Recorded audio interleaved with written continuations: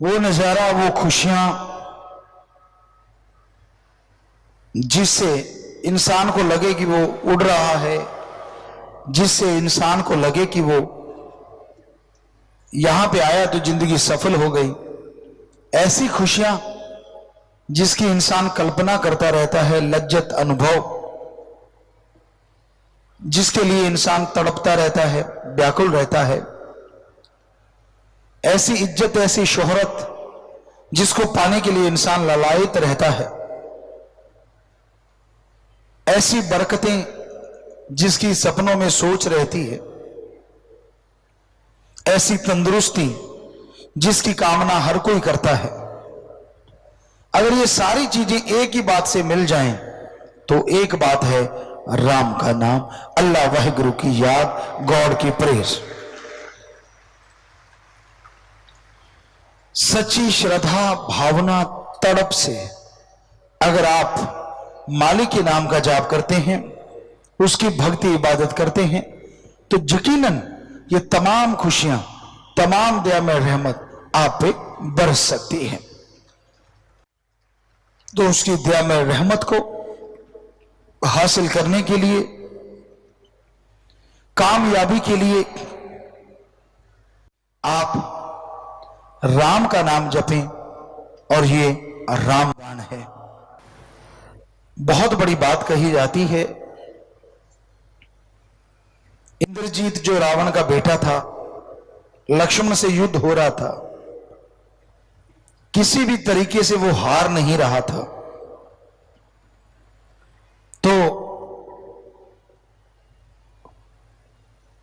लक्ष्मण ने हर तीर चला लिए, हर साइंस का प्रयोग कर लिया, लेकिन वो मेघनाथ, वो इंद्रजीत कभी काबू में नहीं आया। बहुत युद्ध चला, लक्ष्मण जी को लगा कि ये तो बड़ी गड़बड़ हो गई है, तो उन्होंने फिर एक तीर श्री राम जी के नाम का निकाला कि तुझे आन बान शान श्री राम जी की, खत्म करके ही लौटना। और वो तीर मारा, कहते हैं सारे तीर हार चुके थे, कोई भी तीर लग नहीं रहा था, सिर्फ वो एक तीर ने मेघनाथ को खत्म कर दिया। तो इसलिए हर अचूक चीज को कहा जाता है रामबाण। तो आज वैसा युद्ध तो आपका है ही नहीं, लेकिन उससे भी भयानक युद्ध आपकी मनोइंद्रियों से आपका चल रहा है। काम वासना, क्रोध, लोभ, मोह, अहंकार, मन, माया, ये दिन दुगनी रात चौगनी स्पीड से बढ़ रहे हैं।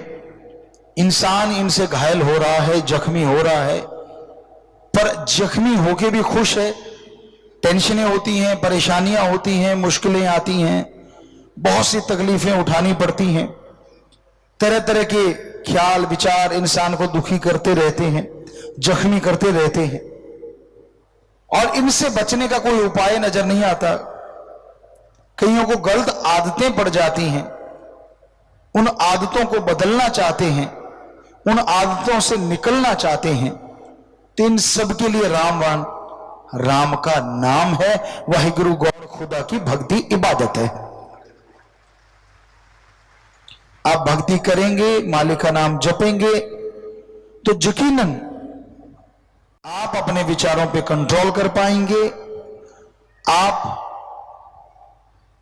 अपनी इच्छाओं को जो गलत है उन्हें खत्म कर पाएंगे, और अच्छी इच्छाओं को आगे बढ़ा पाएंगे। वो खुशियां मिलेंगी जिसकी कल्पना भी आपने कभी की नहीं होती।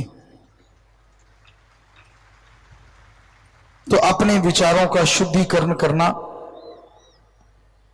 अपनी आदतों को बदलना चाहते हो तो मालिक का नाम जपा करो। अदरवाइज इंसान जिस भी आदत का शिकार हो जाए उससे बच नहीं पाता। चुगली निंदा जो करते हैं, जब तक वो दो चार चुगलियां ना कर दें, किसी की निंदा ना कर दें, कईयों को रोटी हजम नहीं होती। एक बात याद आई, हजामत करते हैं, बाल कटिंग करवाते हैं, आप लोग सभी लोग करवाते हैं, तो उनको नाई कहा जाता है। तो एक ऐसा नाई था जिसके कोई बात हजम नहीं होती थी, जब तक वो बात को बता ना देता चुगली यानी आपने बात सुनाई दूसरे को सुनाना, दो चार मिर्च मसाला लगा के भड़काना, उसका नाम था घोघू नाई और उसका काम था चुगली निंदा यही करना। राजा के पास बात पहुंच गई कि भाई आपके जो बाल काटता है ना वो घोघू तो एक नंबर का चुगलखोर, लड़ाई करवाने वाला आदमी है। बादशाह कहता मैं सुधार देता हूं। कहते जी नहीं सुधरेगा, वो जिसको आदत पड़ जाए वैसा ही रहता है। कहता मैं ना सुधारूंगा तो सुधारेगा कौन। राजा ने उसको बुलाया, थोड़ी सी टोपी सी ले रखी थी, कहता कटिंग कर दे। घोघू से रहा नहीं गया, कहता बादशाह सलामत, कटिंग तो मैं कर देता हूं, पर ये आपने ऊपर थोड़ा सा कपड़ा ये क्यों ढक रखा है। कहते घोघू बड़ी गड़बड़ होगी। कहते नहीं जी बताओ तो सही। कहते मेरे यहां सींग निकल आए, अगर किसी को बता दिया तूने समेत बच्चे कोहलू में पिटवा दूंगा। घोघू को तो वहीं अफारा चढ़ना शुरू हो गया। जैसे तैसे कटिंग की, अब दुकान पे गया, जो भी आए उसको बताने लगे राजा सामने आ जाए, सारे बच्चे कोल्लू में पिट रहे, बहुत अच्छा है, बात बदल दिया करे। लोग सोचा करें यार ये कुछ सुनाता ही नहीं। एक दिन गुजरा, उसकी तो रोटी छूट गई। 2 दिन गुजरे, 4 दिन गुजरे, रोटी छोड़ दी, बुरा हाल, क्योंकि उसको तो रोटी हजमानी बंद हो गई। उसके घर वाले कहती गड़बड़ तो कोई है, तू मुझे बता दे चक्कर क्या है। कहता नहीं बता सकता, चक्कर तो है पर बता नहीं सकता, चक्कर यही है। वो कहती भले मानस, मुझे नहीं बता सकता तो आदमी किसी दीवार को बता दे, पेड़ पौधे को बता दे। कहता तू पहले क्यों नहीं बोली। कहती पहले आपने कौन सा बताया था। अब घुघू नाई भागा खेत में। खेत में एक बन का पेड़ था जो खोखला होता है अंदर से कई बार, उसके अंदर गया, इधर उधर देखा, दूर दूर तक कोई नहीं। उस पेड़ के अंदर बोलता है राजा के सिंह, राजा के सिंह, राजा के सिंह। 3 बार बोला, अफारा उतर गया, आके घर में आराम से रोटी खा ली, काम बढ़िया हो गया। कहते महीने 2 महीने गुजरे, राजा के यहां कोई सारंगी बजाने वाला आया। तो सारंगी बजाने वाला आया और जैसे राजा के सामने सारंगी बजाने लगा, उसने गज मारा तो सारंगी से आवाज आई राजा के सिंह। राजा कहते हैं ये क्या है। राजा समझ गया, कहते बुलाओ घोघू को। घोघू को बुलाया, कहते तूने किसी को बताया। कहता ना जी, मरना है क्या, मैंने बच्चे मरवाने हैं। कहते बजा भी सारंगी या जो भी साज। वो साज बजाया, जैसे गज मारा राजा के सिंह। कहते बोल ये क्या बोल रही है। कहता जी माफ कर दो, चाहे मुझे मार दो, बच्चों को कुछ ना कहना। कहता बता, नहीं मारूंगा, बता तो सही क्या हुआ।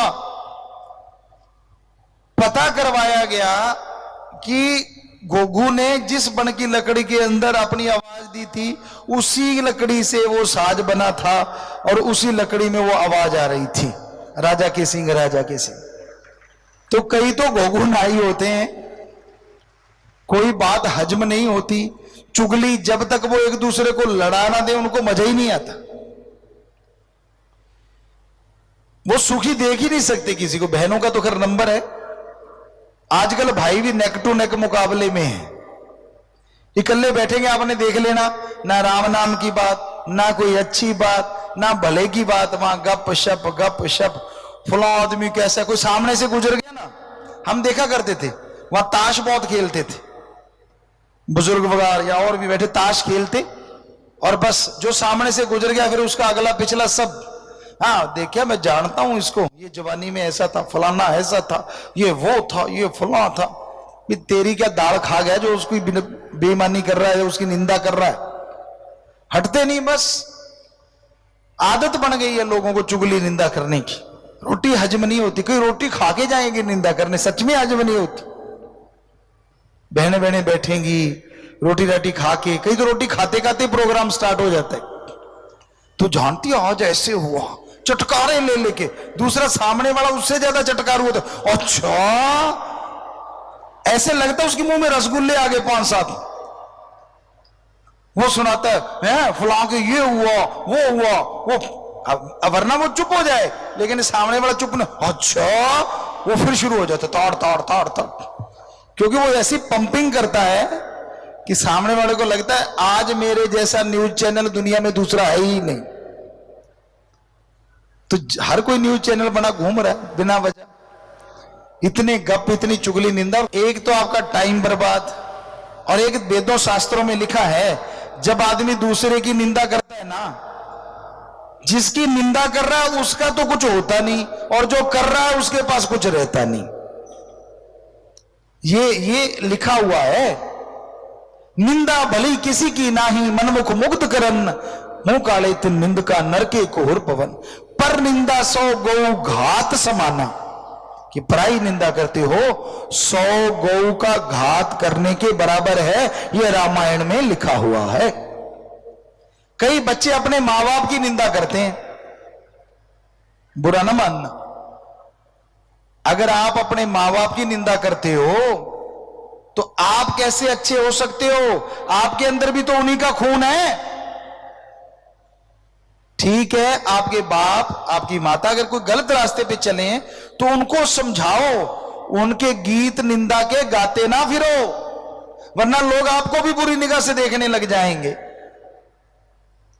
तो इसलिए धर्मों में लिखा है कि भाई निंदा कभी किसी की करो ना, और कभी किसी को कुछ गलत कह के मालिक के दर से दूर करो ना, वरना आपका हाल ऐसा होगा धोबी का कुत्ता घर का ना घाट का। अच्छा हो आप किसी को जोड़ो, चाहे उसके लिए कुछ कभी झूठ भी बोलना पड़ गया, राम से किसी को जोड़ दिया तो यकीन मानो उसकी खुशियां हाथों हाथ आपके नहीं आपके परिवार की झोलियों में भी जरूर जाएंगी। तो इसलिए कभी निंदा ना किया करो। एक बार कोई मुर्गी बेचने वाला आया, एक जैसी मुर्गियां, एक जैसा वजन, एक के 5 रुपए और एक के 25 रुपए। किसी ने पूछ लिया यार वजन भी एक जैसा है, अंडे देते हैं? कहते हाँ रोज देती हैं। कहते फिर एक का रेट 5 क्यों और एक का 25 क्यों? कहने लगे जिसका रेट 5 रुपए है ना, ये अंडा बाद में देती है, शोर पहले मचाती है। इतना शोर मचाती है अंडा देने से पहले कि आजू बाजू की बिल्लियां कुत्ते सारे तैयार हो जाते हैं, और जैसे ही अंडा देती है वो खा जाते हैं। तो कहते 25 रुपए वाले इसमें क्या है? कहते ये मुर्गी, इसका तो पता ही नहीं चलता कि ये अंडा देगी, और जब दे देती है तब भी नहीं पता चलता, तो कोई इसका उठा ही नहीं पाता, हमें ही मिलते हैं वो अंडे, इसलिए इसका रेट 25 उसका 5। तो आप कौन सी वाली मुर्गी हैं? सोच के देखिए। राम का नाम जपिए, अच्छे कर्म कीजिए, भक्ति इबादत कीजिए, अगर दृढ़ यकीन रख के अंदर हजम करते हैं तो ये गारंटेड है भगवान के दर्शन हो सकते हैं नूरी स्वरूप में। और एक आध झलक मिली और उस मुर्गी की तरह का करते घूम रहे हो, लोगों को प्रभावित करने के लिए झूठ बोलते रहते हो, तो फिर वो मुर्गी वाली बात है, और ही कोई ले जाएगा फल, आप खाली रह जाओगे। तो यही है हकीकत रूहानियत की कि दृढ़ यकीन रखिए और उसकी दया में रहमत की खुशियों को अपने अंदर समेट के रखिए, तो जरूर मालिक की दया में रहमत होगी, जरूर उसकी खुशियों के काबिल आप बन जाएंगे। दृढ़ यकीन होना और उसकी दया में रहमत को पचाना, यह सबसे बड़ी बात होती है, और इसी से खुशियां दिन दुगनी रात चौगुनी बढ़ती चली जाती हैं। और नशा तो कभी ना करो, नशा जितना बर्बाद करता है, जो बचपन में जवानी में नशा करते हैं वो बर्बाद हो जाते हैं। नशा करना है तो राम के नाम का करो। अरे नशा करना है नौजवानों, एक्सरसाइज का करो। नशा करना है स्टडी का करो, गेम का करो, ये भी एक नशा हो सकता है। उसके लिए जुनून पैदा कर लो, हम आपको गारंटी देते हैं मंजिल अपने आप आपके पास दौड़ के चली आएगी। पर हम ट्वीट भी करते रहते हैं कि नशा नहीं लेना चाहिए। कई क्या करते हैं, स्टीरॉइड के इंजेक्शन लगवाते हैं। हम किसी का नाम नहीं लेंगे, हमें जिम करने में कभी कभार ही टाइम मिलता है तो हम एक्सरसाइज करने चले गए, 4-5 दिन लगातार जिम किया। एक बच्चा था जो कुछ भी कह लीजिए, वो इंडिया का नंबर रखता था, अच्छे मसल, बड़े बड़े, बॉडी बहुत पावरफुल। तो वो कहता, पिताजी मैं आपको जिम करते देखूंगा या करवाऊंगा कुछ, शायद ऐसी बात। तो हमने कहा बढ़िया बेटा। हम जिम करने गए। एक होता है, नौजवान बच्चे जानते, काफ प्रेस। काफ प्रेस लगाने लगे तो उनके पास शायद 1.5 क्विंटल के बट्टे हैं। तो हमने इधर उधर से प्लेटें प्लूटे उठा के 2 क्विंटल 80 किलो की काफ प्रेस मारी।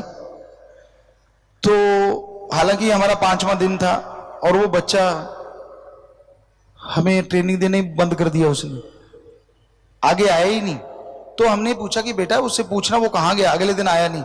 कहते यार मैं गुरुजी को क्या बताऊं, मेरे इतने बड़े बड़े मसल हैं, मैं 1.5 क्विंटल की मारता हूं, गुरुजी ने मेरे सामने 2 क्विंटल 80 किलो की मार दी, मैं क्या सिखाऊं उनको, वो तो मुझे तो उसने माना कि मैंने स्टीरॉइड लिया है और हमने माना कि हमने राम का नाम और घी खाया है, बस 2 ही चीजें। तो जरूरी नहीं कि आपकी बॉडी दिखने में वो लगे कि बहुत पावरफुल है, लेकिन इतनी पावरफुल हो सकती है ईश्वर की भक्ति प्लस अच्छी खुराक। नशा ना करो, ये आप अभी अभी कर रहे हो जब तक जवानी, और जवानी भी नशा करने वालों की 30 साल में बुढ़ापे में बदल जाती। 30-35 के जाते जाते तो रात को सोते नहीं जब तक टेबलेट इंजेक्शन ना ले लें।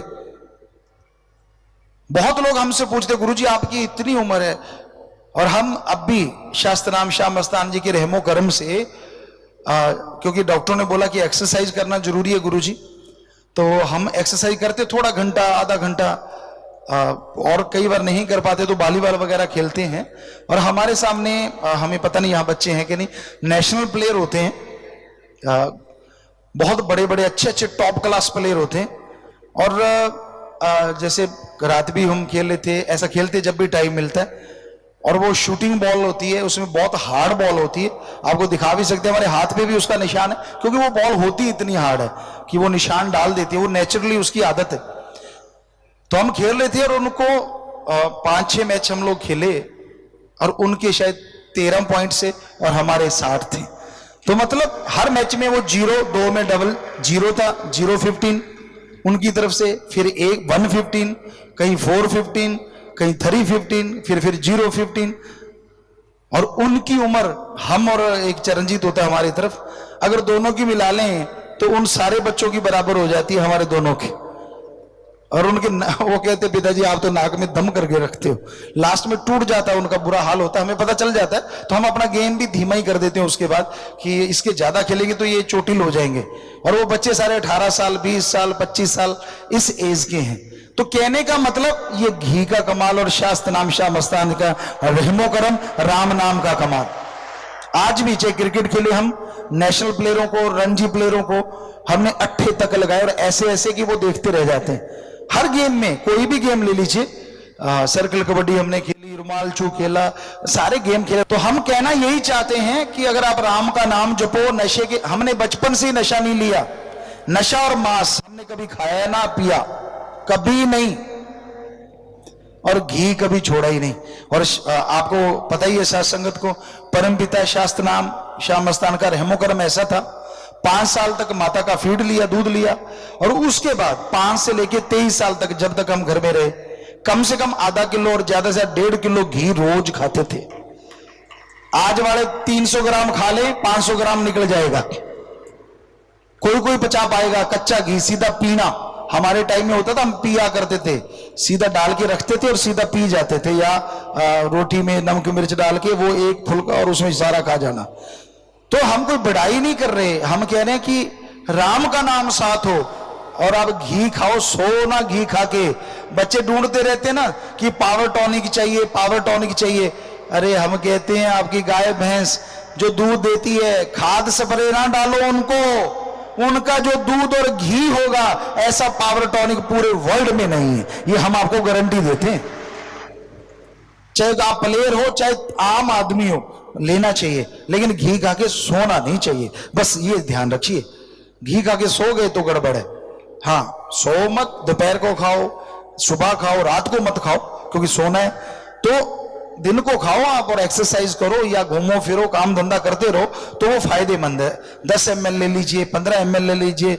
आम आदमी, प्लेयर तो जितना मर्जी, अगर वो प्रैक्टिस कर रहा है, अगर वो गेम खेल रहा है तो जितना मर्जी, और उसके साथ कहीं गुड़ खा ले शाम को तो सारी थकावट ही उतर जाती है। गर्म दूध और गुड़, इस जैसी कोई टॉनिक ही नहीं है। हमने बहुत लोगों को खिला के देखा, खुद खाया, गजब है। इस जैसा थकावट उतारने वाला कोई टॉनिक है ही नहीं। और तली चीजें छोड़ दो, ये अगर कोई गेम्स में आगे बढ़ना चाहता है, जितना भी तला सामान है, ये जो कोल्ड ड्रिंक्स हैं, ये बॉडी को जलाने का काम करते हैं, बनाते नहीं, ये सच्चाई है। हाँ, अगर कोल्ड ही पीना है तो दूध पी लो, ठंडा करके पी लो। गांव में देशी घी होता है भाई, जो गांव के रहने वाले, ज्यादा खुशी हो हलवा बना लो, घर गांव में चलता है, सेवइयां बना लो, खीर बना ली, और या फिर मालपूड़े बना लिए, या फिर ज्यादा नमकीन खाना, प्याज के, पनीर के, पालक के पकौड़े बना लिए, हल्के से सरसों के तेल में बनाते थे लोग, वो ज्यादा अच्छा था। क्योंकि घी में जो चीज उबालते हैं या बनाते हैं वो गलत होता है। घी खुद भी जल जाता है और दूसरे को भी जला देता है, तो इसलिए घी में बहुत ज्यादा उबाले नहीं लाने चाहिए, ये हमेशा ख्याल रखिए। तो सत्संग करते करते आपके ये भी ख्याल हमें आ जाता है कि आपकी सेहत तंदुरुस्त रहे। फकीरों का काम तो यही होता है कि आपका भला करना, आप खुश रहें। आप खुश रहेंगे, हमने कौन सा फीस लेनी है, पर शास्त्र नाम श्याम मस्तान उस अल्लाह वाहिगुरु राम ने हमें खुशी देनी है, तो आपको बेइंतहा खुशियां देनी है, यही हकीकत है।